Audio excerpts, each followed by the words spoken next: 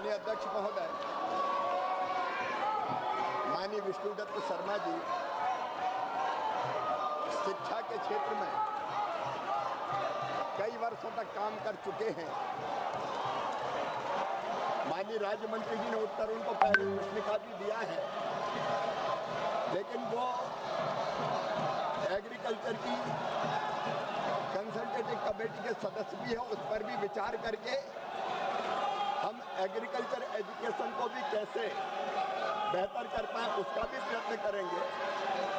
लेकिन माननीय अध्यक्ष महोदय, जो दूसरा सवाल उन्होंने बहुत महत्वपूर्ण पूछा है, ये मोदी सरकार है माननीय अध्यक्ष जी, जिसने जो शोध और अनुसंधान लैब में होता है उसको लैंड तक पहुंचाने का फैसला किया है।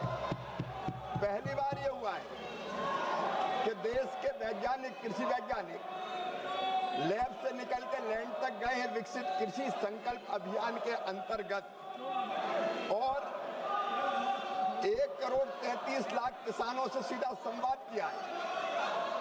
60,000 से ज्यादा कार्यक्रम हुए और उन कार्यक्रमों में नए बीज, नई कृषि पद्धतियां, मैकेनाइजेशन के नए सिस्टम, जलवायु और जलवायु के अनुरूप वहाँ कौन सी फसल ठीक होगी, माटी में जो पोषक तत्व उसके हिसाब से कौन सी फसल की कौन सी किस्म वहाँ पैदा होगी, उसके बारे में एजुकेट करने का प्रयत्न किया।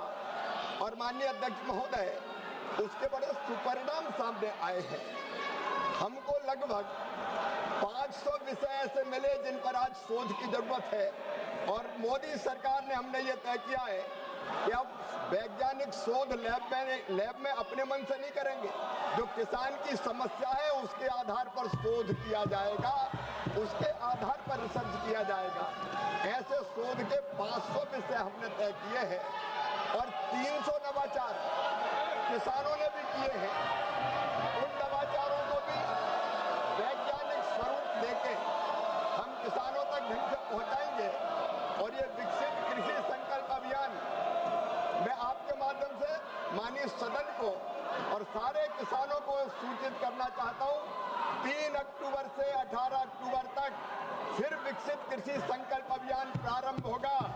हमारे हजारों वैज्ञानिक, एग्रीकल्चर डिपार्टमेंट के कर्मचारी, अधिकारी, हमारे प्रगतिशील किसान और खुद कृषि मंत्रीगण फिर किसानों के बीच जाएंगे, ताकि रबी के फसल में हम जो बेहतर तकनीक है वो अपना सकें और देश के अन्न के भंडार भर सकें।